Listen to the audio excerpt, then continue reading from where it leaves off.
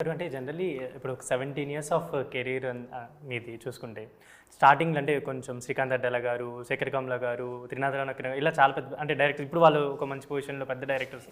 Why అంటే ఎందుకు repeat అవ్వలేదు అంటే వాళ్ళతో మళ్ళీ మూవీస్ చేయడం కానీ అలా?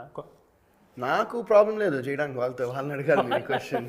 అంటే మీ సైడ్ నుంచి అంటే ఇప్పుడు నేను వాళ్ళని కలిసాను అనుకోండి, నేను వాళ్ళని అడుగుతాను, మిమ్మల్ని కలిసాను కాబట్టి మీరు అంటే తర్వాత డిస్కషన్స్ ఏం రాలేదా? నేను త్రినాథ్ గారితో 2 సినిమాలు చేశారు అండ్ శేఖర్ కమ్ల గారు కానీ శ్రీకాంత్ అడ్డాల గారు కానీ. లేదు, వాళ్ళతో ఇప్పుడు డిస్కషన్ రాలే. యాక్చువల్లీ హ్యాపీ డేస్ తర్వాత శేఖర్ సార్ హ్యాపీ డేస్ 2 అనేది ఒక చిన్న థాట్ వచ్చింది, అప్పుడు కాంటాక్ట్ చేశారు. బట్ అది మెటీరియలైజ్ అవ్వలేదు ఆ టైంలో. అండ్ శ్రీకాంత్ గారితో నేను ఆయనతో కూడా మాట్లాడి కొన్ని రోజులు అయింది. బట్ ఆయనతో రీసెంట్గా మాట్లాడాను, ఫ్యూ మంత్స్ బ్యాక్ మాట్లాడినట్టున్నా ఆయనతో. అండ్ ఆయన స్క్రిప్టింగ్లో ఉన్నారనుకుంటా. సో ఇప్పుడు అండ్ మొన్న మధ్య కూడా మీరు హ్యాపీ డేస్ రిలీజ్ అప్పుడు చూసుకున్నారు కదా, ఎలా అనిపించింది మీకు? అంటే ఎంత ఎప్పుడో చేసిన మూవీ మెమరీస్ కలెక్షన్ అంతా. నిన్న కూడా మీరు నిఖిల్ గారు ఉంటే అని చెప్పింది అనమాట, నాకు ఆ హ్యాపీ డేస్ చూస్తున్నట్టే ఉంది, మళ్ళీ ఆ ఫ్రేమ్ అలా ఉంది అని. ఎలా అనిపించింది అంటే ఆఫ్టర్ లాంగ్ టైం చూసుకున్న తర్వాత?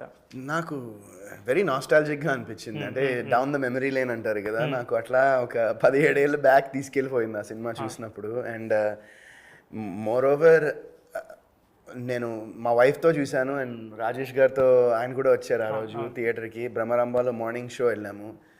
ఇట్ వాజ్ సూపర్ ఉండింది అసలు రెస్పాన్స్. అసలు అంటే 17 ఏళ్ళ తర్వాత కూడా సేమ్ అదే అసలు నెక్స్ట్ లెవెల్ వైబ్ ఉండింది. ఇంకా ఆల్మోస్ట్ ఒక కాన్సర్ట్కి వెళ్ళినట్టు ఫీలింగ్ ఉండింది ఆ సినిమా మేము వెళ్ళినప్పుడు. జనాలు అందరూ ఫోన్స్ తీసుకున్నారు, అందరూ డైలాగులన్నీ మొత్తం చెప్పేస్తున్నారు. ఏమనిపించింది అంటే ఈ మొన్న చూసిన ఆడియన్స్ అందరూ సినిమా రిలీజ్ అయినప్పుడు వాళ్ళకి 4-5 ఇయర్స్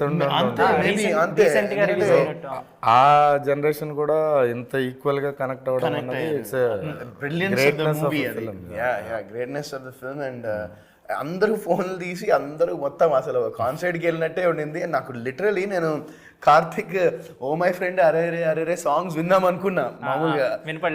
అంటే చాలా ఏళ్ల తర్వాత థియేటర్లో కదా, అసలు ఒక కార్తిక్ వాయిసే వినిపించలేదు. మొత్తం థియేటర్లో అందరూ వాళ్ళు మేనేజ్ చేస్తున్నారు, అసలు మామూలుగా లేదు రెస్పాన్స్. It was very